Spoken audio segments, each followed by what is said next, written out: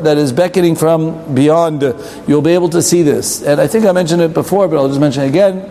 The idea, as is expressed there by the Mefarshim on the Shar Gmul, when they explain the explanations, when they explain what it means, is you will be able to see me, means that you will see a light, but it won't be a similar light to what we're used to. It's not the light like this that we'll have for another day or two that he says it's not going to have to until next week, right? But anyways, it's not a light that you're able to experience. It's a light that's beyond. It's a light that you can't feel. It's a light that's unexplainable. It's a light that goes into your feelings, your hargashot. It's like this good feeling of warmth, a feeling of geschmack, of relaxation, like a complete menuchat nefesh, a type of relaxation, a type of feeling where you just feel, got all you're feeling good all over, as they say, right? It's a feeling of absolute security, of bitachon. That type of feeling. That's a type of light. It's not a light that we are familiar with right now. And like you'll see, and that's what I mentioned on purpose, that that's what they say in the Shar Gmul, that's what he's writing, the Ramban, is because when you see people talking, everyone says the same thing. They all talk about this light, and this feeling, and this hargush of security, and this wanting to get closer to it, and this experience that's unexplainable, and it can't be put into words, and it's not limited thing, but Al Kapanim, that's the idea that the Zohar says that you will see an or of all the Olamot Elyonim. The Sefer Yasha of Rabbeinu Tam says, Olam ha'emet ein bo sof, vehu or atzum she'ein or kamo ba'olam. It's a limitless type of feeling, and it's a powerful light, which there is no more powerful light than its. Now, everything is always compared to orot. Also in the Sfarim of Kabbalah, it always talks about orot. It always talks about lights, because light is the most metaphysical thing that we have in this world. There's nothing more metaphysical that we have in this world. We cannot reach the speed of light. It is physically not possible. Obviously, as we know, it was proven by Einstein. Nothing better than a Jew to be able to prove Judaism, even though he was completely not religious. Right? But the idea of light is something we are not able to do. If you go the speed of light, 282,000 miles per second, that means in 1 second you could travel around the world 6 times. The whole entire globe you'd be able to travel in 1 second, not 1 minute, 1 second. So you see what kind of speed light is. It's beyond our understanding. We can't even reach it. But if you're able to do it, so as he proved in the theory of relativity, you're also able to go back in time, which shows that time is relative. Okay? Time is something that was creation. It's a creation in itself. It's not something that's automatic, as we always thought, because if you can go the speed of light, then you will be able to go back in time. And that comes from this idea. That's why Sfirot, Kabbalah, all the Orot that we spoke about over here, the or that they see when they go upstairs, it's always referred to as light, because that's the closest, most metaphysical understanding that we have with our physical heads. We're very limited. We're very, as we say, square. That's all we have. We just have what's on this head over here. You understand? That's all we have. So we can't see farther. So the most we can relate it to is what we call light. But it really is something much more. It's really much more. The Yalkut Shimoni, which is a midrash in Eov, says, "Keshadam niftar me'olam." When a person passes away, the Shechina atzmo mofia lefanav. He actually sees the Shechina. Shezeh betor shel or chazak. I read to you a midrash, my first midrash that says the Shechina appears to you in the position of a light that you're able to see, and you receive a mekabel ruach elyon. Beshir gadol ma shelo hayeh memamav. And you receive some type of ruach, some type of spiritual ascendance going up that you were never able to experience in your life before. Okay? Through this re'iyah, u'mitmaleh ratzonaz. And this is a very interesting phenomenon, because what this means is when that happens, a person goes, he feels this warmth, this connection, this nice hargasha, this feeling, and that itself is the reason why he passes away. That itself is the reason why he doesn't live, because he feels this reason and he wants more of it. He actually goes, it talks you out of it, and it actually gives you more and more of it. The person wants to get as close as he can to the light, and that actually makes his neshama leave his goof and get as close to the Shekhinah. And I guess he can't fight it. Well, that's the question. Can he fight it to stay otherwise? So that you're going to see in the near-death experiences that some of them were able to. Not everyone's able to, because there are some people that have died in the world, right? But apparently there have been a few. But the few, they didn't live to tell the story. That's exactly my point. Exactly. Because we find that they turned off the air conditioning or what? He just moved it closer to us. All right. Okay, so that's it. That's this you saw. So I'm saying and you have to remember when we do speak about these near-death experiences, like that's the point I'm trying to bring out here, is we only know the guys who came back. We unfortunately are not able to speak to the guys who didn't come back, because then we get a lot more better information, a lot more juicy information. Huh? Sometimes speak to us. We're going to speak about that also. Yeah, but B'ikaron, we only see that. But that's the point. And we see the people that kind of got the choice. Do you want to go back? Not go back? And a lot of them speak out that it was a question: can I go back or can I not go back or this? And that I don't think that choice is always given. Many of them just kind of like it's time to go. Bye bye. Right? And you don't have much of a choice of what can happen. Okay, that's that. Okay, he has a rotzen azli dabek v'nishmato, and that's what it says. Okay, the Midrash also brings, a different Midrash brings that sometimes you're able to see the future, but that of course is only for Tzadikim. The Gemara brings about Shmuel HaKatan, and we know in our Parshiot that are coming up, Yaakov Avinu, Moshe Rabbeinu, on the day that they were dying, they were able to give brachot, and they were able to say the future, they were able to predict the whole entire future, because they were already, halfway there, they're able to see the whole entire picture, they're able to see the whole entire gamut of everything, so they're not limited. There's even a tshuva of the Khatam Sofer, it's the last tshuva in the Khatam Sofer that has a long tshuva about a lot of these inyanim. Maybe I'll quote it here and there, but in reference to us, he actually says one person said over certain halachot during that time period before he was dying, a big Talmid Chacham, I guess, and he was saying over certain dinim, or certain things that people didn't know in it, and he said, Lo b'shamayim, we don't paskin halacha according to what they tell us up in Shemaim. He said it came from Shemaim. He had Giluim, he had a Giluim, how do you say Giluim? Revelations up in Shemaim during the time before he died. And the Chazam Sofer said, I'm sorry, I'm not going to paskin like those halachot, because that much we don't do. There's also a sefer, it's done parenthetically, there's a sefer of Shelot v'Tshuvot Min HaShamayim. It's one of the Baalei Tosafot. There's a sefer called Shalet v'Tshuvot, questions and answers, Min HaShamayim, from the Shamayim, from upstairs, from revelations that a person had, many of them, and there's hundreds of questions that he asked Shamayim. He went to sleep. It was a Rishon, which means it was approximately 800 years old. The sefer. He went to sleep and he woke up in the morning and ta-da! He got the answer. This is what he said. This is what you got a thing. Mama's like a computer. He got the question. He didn't have internet back then. There was no Google, and he still was able to get it. He got it in Shamayim without even getting immediately. It's because there was no Google. We had revelations. But anyway, so that's an incredible thing. So I'm mentioning this parenthetically, but one of the questions that he asked in Shamayim: do women make a bracha on mitzvah seisha zman grama? Can a woman make a bracha on things that they are patur from? I think most of us know that a very solid disagreement between Poskei Sfarad and Poskei Ashkenaz. Ashkenazim all say you can. It's based on the Tosfot. I'm not getting into that right now. And the Sfaradim more or less say not to. Not all the Sfaradim, by the way. The Chida says you can. Okay, the Birkei Yosef says that women can make a bracha, but we know Rav Aji was diehard. Women don't make any brachot. Don't make any brachot. B'shum parim up, and that's the minhag by most Sfaradim. Familiar, correct? We're all familiar with what I'm saying? Yes. Okay. So in the Sefer Sheila B'Tshuvah Min HaShamayim, the person went to sleep asking this question: should women make bracha on a mitzvah seisha zman grama in the Patavar? And he woke up, and the answer was yes. They're allowed to make a bracha on a mitzvah seisha zman grama. No problem. They can go ahead. Shamayim and he mentions what? Shamayim Ashkenazim.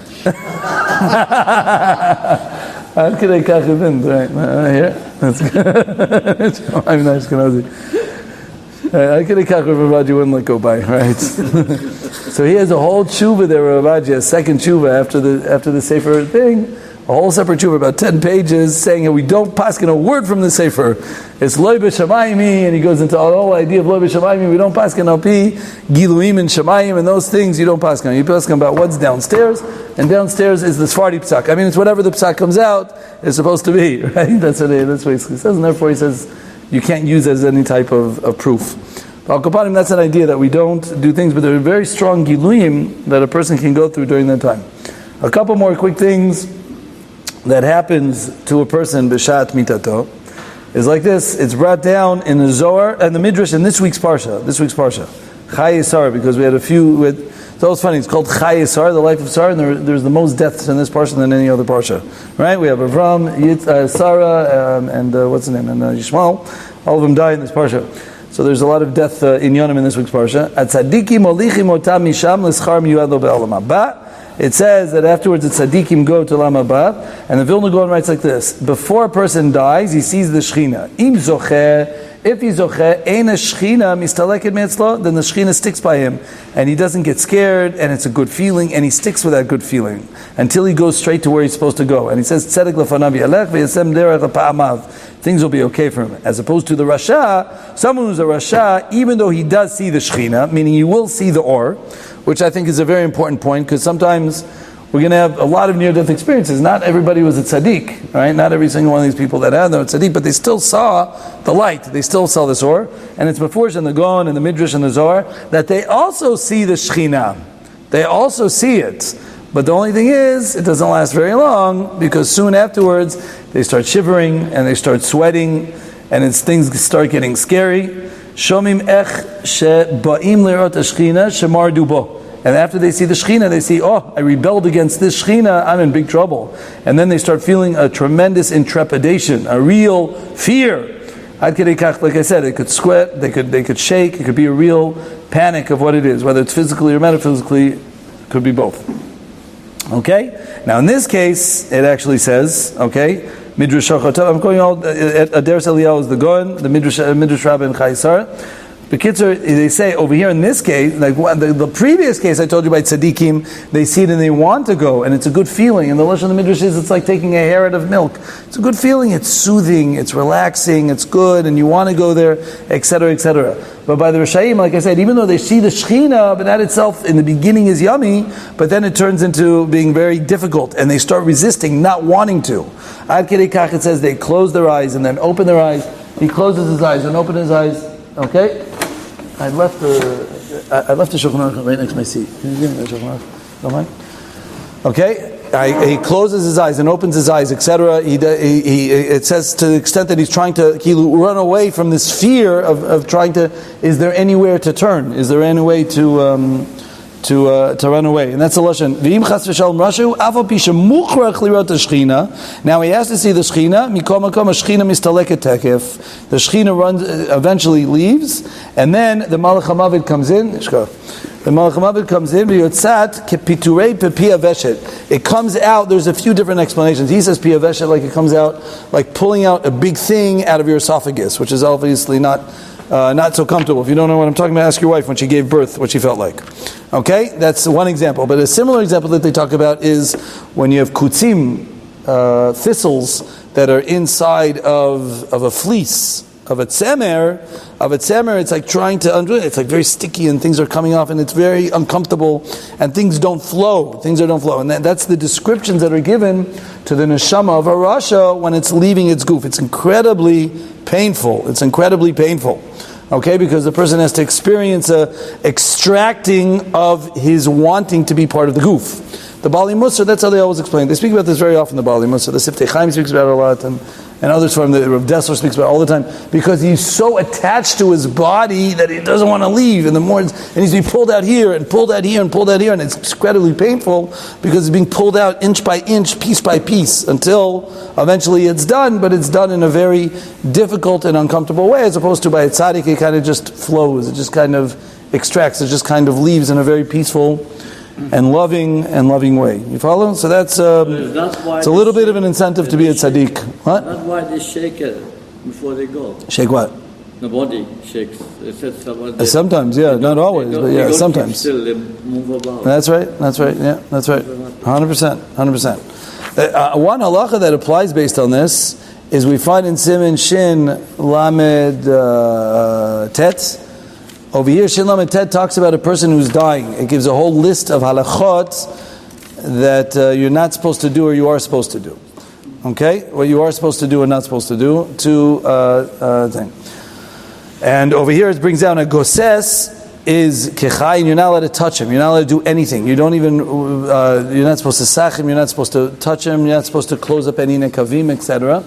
A lot of different things that you're not allowed to do. You're not allowed to, in any way. And one of the things that they bring is brought in halacha here in Shin Lamed Tet, what you're not allowed to do in Yerodea, ein me'atzmi menav et shetetze nafsho. A person is not allowed to close his eyes until the person is properly dead. And you see this sometimes, they do it, they'll close his eyes or something like that until they're 100% positive he's dead. You have to wait. They bring down, you have to wait. You have to wait, sure, because maybe he's not fully dead, maybe it's not 100%. Someone who closes his eyes before he's 100% dead, until he's for sure dead, it's considered your shofech damim. It's as if you killed the person. And what's the mashal that they bring? The mashal that's brought, the shach brings it, but it's already in the Beit Yosef. The mashal that they bring is just like a candle that's melting, and it's waxy, that it's already, it's flickering. It's flickering on its way. If you just touch it, it'll fizz out. You'll fizz out. It could have lasted another minute, but just by touching the wax candle, it fizzes out much faster. So too, with this person, he was flickering. It was there, but he had one more minute, another minute. Chayesha, we hold every minute is another precious minute. And if you, chas v'shalom, if a person, chas v'shalom, just touches him in the wrong place or closes his eyes when it's a little bit too early, then he will cause him to die a couple minutes early. Harei ze shofech damim. And therefore, a person has to be incredibly careful. Who's going to try to resuscitate the guy? They're trying to resuscitate something else. They talk about two things, two exceptions that they bring over here also in the Kivei, he also brings it. If he's in a house that's burning, right, or if he's in a car accident and you want to pull him out of the car so it doesn't ding, then obviously that's okay. Or you resuscitate him, of course, you have to do your best. And when they resuscitate him, they also break his ribs. They have to break his ribs sometimes in order to do it. So those things, of course, for pikuach nefesh, you're allowed to. But many times, and I said in the hospital, all the times they do it, they say, okay, he's already basically, close his eyes, something like that. Very, very dangerous, okay? Sakanat nefashot, to do something unless they're 100% sure, you have to wait a little bit before you do such a thing. Every doctor should know these halachot, because I don't think they're so wary about it. And the same instance, though, it is brought down in the Zohar that you do close his eyes. But that it bothered me, because I remember this halach, I saw the Zohar, so I didn't mishnah there, but he himself says, if you know 100% he's dead, so then we actually do close his eyes. Why do we close his eyes? Why did the Zohar say to bring him to close his eyes? Because he's having so much trouble that he's busy somewhere else right now. The man, he's busy looking at the Malach HaMavet. The Malach HaMavet is dealing with him. He doesn't want to see you also, right? He's not, it's metashtashes thoughts. He's not there. For 3 days, the first 3 days, he's half in his body. He's going back and forth from his body, and he's dealing with what's going on upstairs. So it's not so fun. So that's why when he's 100% dead and you know he's dead, then you actually do close his eyes, because then he's not able to see outside and he's able to focus on what he needs to be focusing on. You follow what I'm saying? Yeah, you follow? Okay, I'm just trying to make sure nobody closes their eyes over here, because you know what that means. Anyways, that's what comes out over here. Okay, that's what's going on. That's important halacha. What comes out from this day, and there's a big difference between Rishayim and Tzadikim. And I told you about the Zayah, and they talk about the certain thing. Then you could tell a person, again, I don't want to judge anyone chas v'shalom when they're dying, if they had went through a harder death or this, and you have to start judging them. But at least you should know they talk about a zizua, a sweat, and an trepidation and a fear that goes in. The Zohar in Parshas Lech Lecha, a lot in Parshas Vayechi talks about these ideas. Okay, that's what happens here.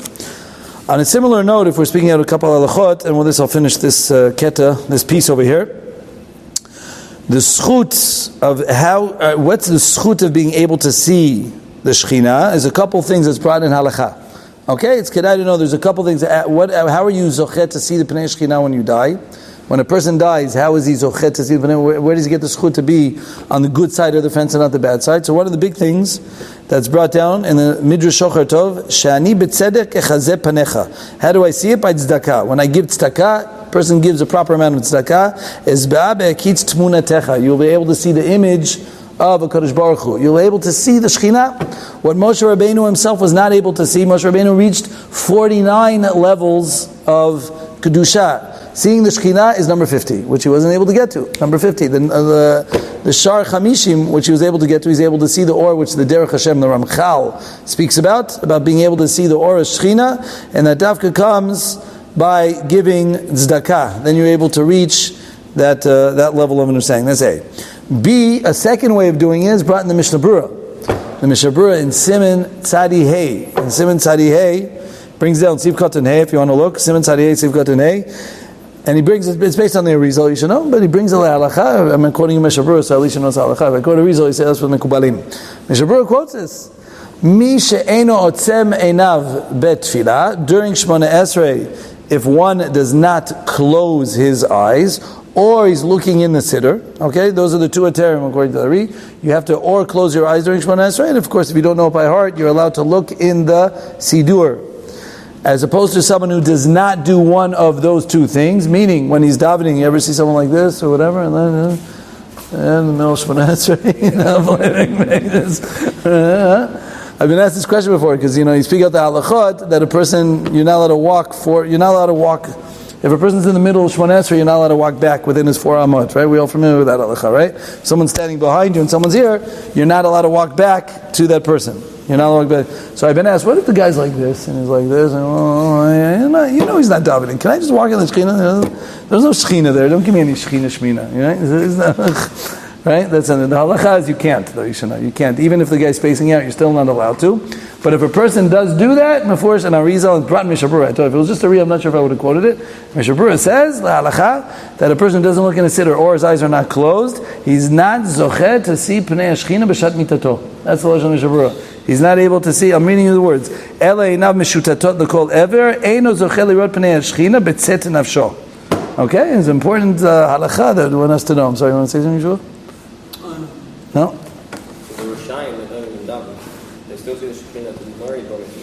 They say the Shechina, but it ends up being to their innards. You see it, yeah. I think I guess he meant in a good way that it helps you in a feeling of that. I don't know if the person turns into Russia. I don't want to say that, but I guess they didn't see it as strong as you're supposed to, or something like that. Okay, that's it. One other halacha. Okay, one other interesting halacha which is important also is brought in the Gemara in Shabbat and Daf Yud Bet, where the Shechina, we all know the Shechina is at the rosh of a choleh. The Shechina is by the rosh of a choleh. It's in Shin Lamed Hey, also in Bikur Cholim. These are all very nice halachot if everyone see it. Hamavaker et choleh, someone who's visiting a sick person. Lo yeshev, that's a bad thing. Lo yeshev al gabi mitah, you shouldn't sit on a chair or the bed or on a bench. But you're sitting because the Shechina is lamala mirosh totav. I'm reading Shulchan Aruch. The Shechina is by his head, and therefore, when you come, the Shulchan Aruch says not to sit. Now, what does that mean? So the Ramah already qualifies. What he means is, what does it mean that you should not sit by him? He says, if the sick person is lying on the ground, let's say chas v'shalom after an accident, or I don't know what, or in a pigua chas v'shalom. Okay, if the sick person is lying on the ground, you're not allowed to sit on a bench or a chair or a bed next to him because you are higher than him. And the Shechina is by his head. When a person is sick, the Shechina is right by his head. But if he's up on a bed, so then you're allowed to sit because you're not higher than him.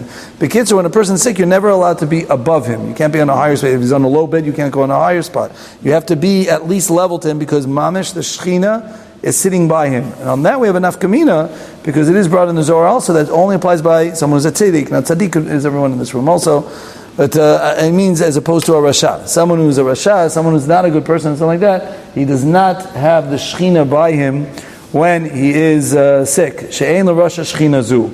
U'le tzaddik amiti, then the Shechina misovava. There's different levels. A real tzaddik, the Shechina is all over, not just by his head, it's his whole body. A beinoni, which is I assume it's all of us over here, then that the Shechina is by your head, and therefore he brings it's enough kamina for where you sit, where you're allowed to sit. You're not supposed to sit by the head of a sick person because the Shechina is there. You sit by his body, okay? When you go to visit someone in the hospital, then you sit by his body, by the thing, but you shouldn't sit by his head because your mom is sitting next to the Shechina. This is real stuff, Chaver. It's not some nice esoteric ideas. It's real stuff. You have to know that it's really there. And one last thing which I'm mentioning because this all is there in the near-death experiences is also magida adam masicho. When a person dies, a person knows every little word that he said, and you should know dibur keneged kulam. The dibur, every little word that he says, is said in front of you. Nothing is forgotten. Every single thing is played back. Okay, every single thing is there. It's real. It's amiti. It's not just told to you. Okay, don't think that you're in a court of law and when anyone's in a court, no one knows 100% if the guy did it. Right? You could prove it. You could try to prove it in this, and you can assume and not assume and catch him or not catch him. But nobody ever 100% knows. Over here, it's all in front of you. It's a video screen which can't be denied, which you can't go keneged. Okay. And that the Zohar brings, that's the pain of death. The biggest pain of death is that you see all your actions right in front of you and there's nothing to do about it. You can't deny it and you can't retract them anymore. There's no tshuva. Right now you guys can do tshuva. After this year you can go and do tshuva and you'll still be okay. Right? But to go ahead and when it's chas v'shalom too late, it's an incredibly painful experience. It's an experience of like, just give me one more, I just need a few more minutes. You ever had such a thing? That you did something very foolish or very stupid. Okay, and you're incredibly embarrassed about it, and you just can't take it back because you're just pashut embarrassed. It's already there. What you did is already done, or you made a statement to someone which is incorrect. Or you said something to your wife, or you're going to hear about it for the rest of your life, right? Right? You said something. Why did I say that stupid thing? What? In life and death. In life and death. She'll come back to haunt you, right? You're never going to. Why did I say that? Right? These things are things. That's the pain. That's the real agmat nefesh that a person feels of not being able to retract everything he says. Rav Shach said in the Hesped of the Steipler, and he was nifter, about how perfect he was, but he said every individual word, every minute, every individual second is going to come back in the end of days. If you ever saw the Iggeret to the Gaon, the Vilna Gaon has the Iggeret, maybe I'll read it next time, not this time, maybe whatever, we'll read it one time, but inside the Iggeret he says you don't know how every single word is Kodesh Kodashim. Every word that a person says, every bit of Lashon Hara, every wrong word that he says is going to come back to haunt you. It's a very, very scary thing, especially during the week of politics. Right? I should have said this last week. Right? Every word, I'm too late, I'm half too late. Right? Every little word is just incredibly how painful, how much it will come back, and a person has to make sure to realize that nothing gets lost. That's what he writes. Unless you do tshuva. You can do tshuva, B'ezrat Hashem, but yeah, it's a lot. Sometimes tshuva by words is the hardest, because if you hurt someone else, you have to get to him, and you have to ask mechila and all that, so it's a lot more harder. But yad kol adam yichtom ladat kol anshe ma'aseh, everything is up to the individual person. Like I said, in the near-death experiences, we'll speak about it. The Chofetz Chaim used to say, and with this I conclude this section, the Chofetz Chaim used to say that everything, until, back then the Chofetz Chaim, they came out with something called like a tape recorder, or like a type of rundown video camera. I don't know exactly what they had. It was like the Charlie Chaplin type of things that they had, right? You know what I'm saying? like the picture. They had like these types of frame by frame type of things back then. And the Chofetz Chaim was nitpaleh from the whole telegraph, from the telegraph, right? The whole idea. He said, this is all coming to tell us something. What's it there for? Because it's there to teach us that everything is going to be remembered in Shemaim. Until now, we didn't need these things. Because you tell a person, you should know everything's written down in Kodesh Baruch Hu. Every little word you say is going to be in Cheshbon.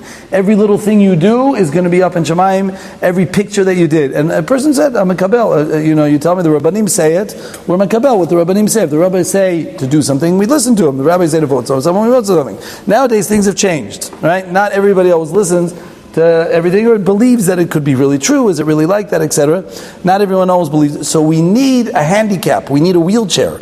We need something to teach us that it is true. So nowadays that we have a little bit more than a tape recorder and a little bit more than a video, and we see how much information can be stored, it's not very hard for me to sit here and tell you everything is remembered in Shemayim. Right? I don't have to start convincing you that everything's remembered, because we all know there's quite a lot of information that can be held into one computer screen. Computer bit, whatever. Right? You understand? So now that we have this physical way to prove it, so now you can understand that in Shemayim, Kodesh Baruch Hu knows each and every, as a disc on key for each and every person. You understand? I have to speak in disc on key. Because now it's not so hard. If we didn't have it, then with our level of Emunah, we'd have trouble. Does he really know everything? I can really get away with this or that. You understand? Yeah. When aren't you passed away, you say you see everything in your life. That also. What's the time frame? Is the speed of light? You're able to take it all in? You see it all in one shot. Yeah, you see one big picture of the whole entire thing. You wonder how you do that. Then Baruch Hashem, I can't tell you, but you see apparently like one flash of everything. You see it all in one flash. You see the whole entire thing. It's an unusual thing. It can't be described, but I totally believe that it happens. Like fast forward at the billion times. Oh no, you can imagine a screen like you see 100 screens at one day. Yeah, you see the whole thing. Again, I don't know if you have to have a perfect example in this world, but you understand the idea. Okay, with this, we introduced this idea which will take the rest of this year and the next year at least. And the next year, I hope next year to show a couple. Okay, Blinetta will try to show a couple of compliments of Rav Daniel. Was able to get us a few near-death experience encounters of 10 minutes. I understood of a few of them, and very interesting ones. And I want to tell you like this. Let me just give you some background into this idea. These near-death experiences. Say again? Some of them you can translate because they're in Hebrew. Yeah. They're in Hebrew. Oh, okay. Some of them. Okay, yeah, okay. I mean, almost everyone here knows, but yeah, okay, you're right. So it doesn't have a thing on the bottom. Some of this. Okay. So basically it's like this. Let me give a little bit of background into what happened here.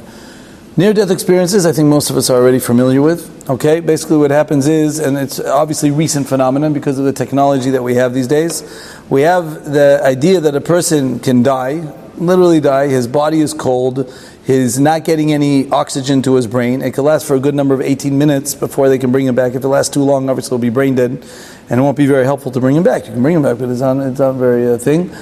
And a person doesn't have any senses, etc. And for all intents and purposes, in the physical medical world, he was always considered dead. Now, Baruch Hashem, with technology, and not in the halachic world. In the halachic world, we didn't hold that the person was dead. But with technology, Baruch Hashem, they're able to get him back many times. And in the olden days, it was a little bit. Nowadays, it's like not even. It's like almost standardized. I have to tell you, in 1997, they did a seker survey. In America, there were 13 million near-death experiences. It's called NDE, by the way. I might just say near-death experiences, okay? 13 million. Till 1997, there were 13 million. In the whole world, from 1997, there were 30 million. 30 million near-death experiences. Which means, we're not talking about numbers where, one guy's making, when you deal with 10, 20, 30, you can say, hey, this guy made it up, and this guy's playing games, and this guy's trying to have fun, and, everyone's trying to sound very fancy and get their covered. But when so many millions of people are all in, everyone obviously has their different nusach, their different way of phrasing it, but everybody, mamish, has all the things that we've been speaking about. Everything I quoted you on purpose quoted names from the Zohar and from the Midrash and from Gemara, etc. Every single one parallels with everything that we know from over 2,000 years ago. You understand? It's not possible for such a thing to be made up. It's not even a joke. Every single person almost is chozer b'tshuva, at least for the Jews. You told me one exception. I think there was one person who wasn't. You told me. One guy can't. He couldn't get himself to do it, which is very strange to me, but I hear, okay, a person doesn't. Okay, but that's why Hashem gave us, the same reason I said to you before, the Chavetz Chaim. Hashem gives us technology for people who are on such low levels. In the olden days, it was much easier to be spiritual. There was no such thing as atheism, and there was no such need. Okay, there were different religions. Everybody had their own religion, but at least the idea of not believing in a God or thinking that there's no world to come is ridiculous. It was absolutely ridiculous 150 years ago. And now, since it's so powerful, so Kadosh Baruch Hu has to pump up a little bit that nekudat b'chira, our level of free choice, in order for us to be able to do it. The first person who started this whole system, this whole trend is a person named Dr. Raymond Moody. Moody, you heard of this person, right? Some people have heard of him. He lived in the 60s. He's not alive anymore, I don't think, right? I don't think he's alive. He wrote the first book called Life After Life, and was a book written in the late 60s. Late 60s, early 70s, Mashu Kazeh. You can look it up. That was like the first book that came out. From there, he has his own Talmidim, students of his, and people that have done a tremendous amount of research and looking into it. And from him was already interesting, but after him is like, it wasn't just theory anymore. It was just straight facts. It was just a very obvious. Another woman named Elizabeth Kabler-Ross, I think she was a Jewish. She herself, it was very interesting because she herself did a lot of research on it. She says she did for how many years? She did thousands of different people, interviewed them, checked into it, and she herself is a psychiatrist, etc., looking into it, etc. And then, I don't know, Mina Shamayim, HaKadosh Baruch Hu has a funny sense of humor. She herself went through a near-death experience. She herself was dead for a number of minutes and came back. Okay, and she herself says that she was a person who didn't necessarily believe in anything. She was she was a sworn atheist until she looked into all these things, and then, Hashem did the Makah Patish, finished her off, and gave her also put her under the scalpel, they say, and it happened to her. And these are her words in her book that she wrote about it. Whoever wants to listen will listen, and whoever is not interested in listening to these ideas is in for a big surprise. That's what she basically says. She writes, he's in for a big surprise. I'm telling you, this is a person who is a proper atheist. Okay. There's no way that so much accuracy could be given to many of the things, including the types of stories that are given. Okay, and suiting the type of stories that are given here. I'll give you a couple examples here. First of all, I just recently saw. I happen to be. I go to some, whatever. I saw not recently a video of a woman who was blind from birth. Right? I don't know if you see this one. She was blind from birth. She never saw from the. She walks around with her glasses. Helen Keller was one. Helen, yeah, she's one. Yeah, there's a lot of blind people blind from birth. Yeah, she was blind and deaf. This woman wasn't deaf. She was there, but she actually was married, and on her when she was married, within a couple months of her marriage, she was in a very serious car accident. And she went to, she had a near-death experience. She was dead properly until they brought her back, etc. But this is a woman who, she describes it. I would show you the video if I get a hold of it, but I saw someone else bring it. I don't know if I have the video. But she actually says, people always ask me, do I see black? I say, I don't see black, I don't see anything. You can't see black, you don't see it. She didn't know what colors are, she didn't know images, she was born blind. She was born in a thing. And she writes, she speaks for a while about it. And she said when she died for that amount of time, she was able to see everything. And she was able to describe in detail every single thing that was going on in that hospital room that was going around her. She didn't even know it was her body. The only way she knew is because she felt her wedding ring on her finger, and she realized that was her with her wedding ring, and she was watching herself being then, because she knew that was the feeling that she had in her body. She could always feel a wedding ring, she never saw it, but she knew, obviously what it felt like or what it was, that type of thing. She was able to have it, and when she saw herself, she said, that's me. She realized that was me, and she was able to see herself. Now that is already a step above, because we're talking about a person who's properly blind, that was able to describe images. She was able to describe people that she saw, how many doctors were in the place, etc. All these types of things. On a similar note, in another place, there was a doctor who was not blind from birth. He was a chemist, and in a science experiment, there was an explosion, and he went blind. He lost his vision from that. He was not blind from birth, but he went blind. He was able to say, and he says the whole thing. He was able to describe the colors of what the doctors were wearing. That was probably easy. They all wear white, right? But he was able to say different things, how many people were there, and a number of different things with incredible detail. Incredible detail of what was going on. In another experience of someone who also was in a thing, and it's like this. She says that she saw, like I said, everyone says, and this was the first thing we mentioned, they see their body underneath them, which is what we spoke about the past 2 weeks, or the past week and a half, right? Which is what we mentioned about, because why do they see? Because we have a neshama.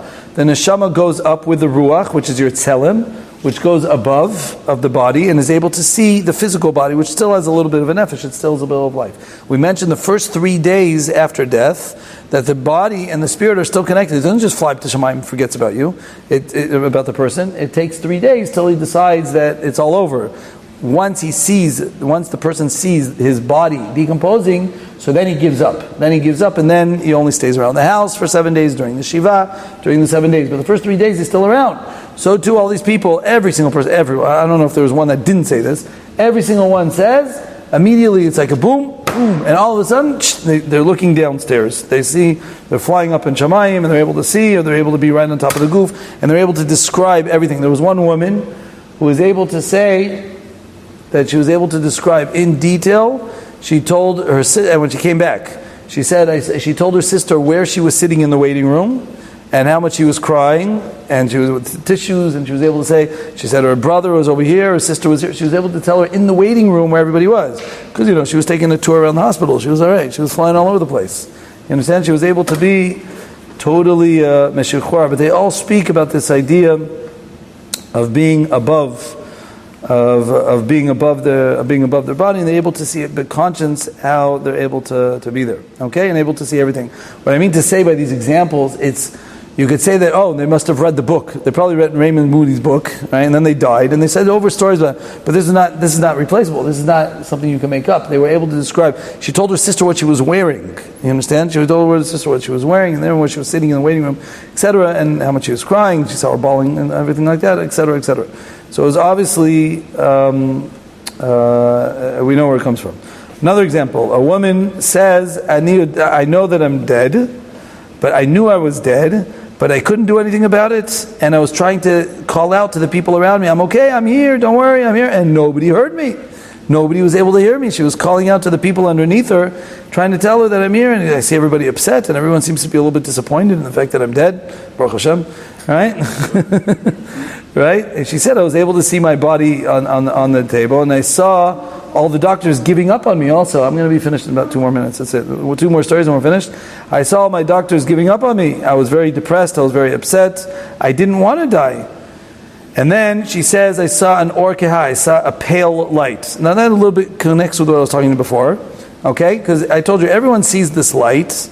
And they all speak about, I'm quoting you word for word, by the way. And lat, it was pale, but it was lat getting stronger and stronger, and closer, and warmer. I can't explain what this light is, because in the beginning it was far, and I couldn't really see it.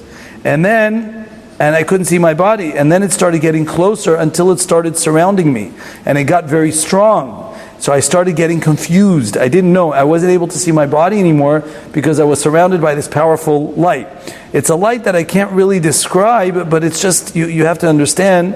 You have to understand what it was. The light started speaking to me, and I started to feel a certain nisayon, like a certain test that I was going through. Okay, but even though it sounded like a test, and might be a difficult, like a bikorti light. What's bikorti? Like a light that was testing me, but it still was a feeling of love, of warmth, and of security. It's hard to explain. It's hard to be mita'er. It's hard to lahasbir. I can't explain, but it was something real. It was something that was really there. One last story, and with this one I'll finish. Is a story about a woman named Susie Holda. She was standing. She was giving birth, and she lost a tremendous amount of dam because she was giving birth too early, and they had to do a cesarean to take out the baby. And I lost all consciousness, and I was completely, because she was hemorrhaging, and she completely lost consciousness of her whole entire body. And she said, suddenly I saw my body underneath, and I saw all the people around me. And then I started seeing a white light, and around the white light was a blue light. Okay, a different type of phenomenon here. It felt a feeling of relaxation, menucha and shalom, of peace and beauty. It was pulling me towards it, and I started wanting to go towards this light. I started feeling like I was flying, and I was going closer and closer to the light. I had this inner need to get closer to the light. I'm telling you what I was quoting you before was not near the experience. I was quoting you the Zohar b'fnim. I was quoting you word for word. That the Zohar says you feel the light and you start wanting to get closer to it, and that itself is the experience why a person wants to die. This person was probably not such a bad person. She wasn't a Rasha. So that's what happens. She said, I started going into this, this tunnel of light, and at the end of the tunnel there was a very, very, very powerful light, like almost scary how powerful it was. And then the light started asking me if I'm ready to come. Am I ready to come? Are you ready to come closer? You're going to?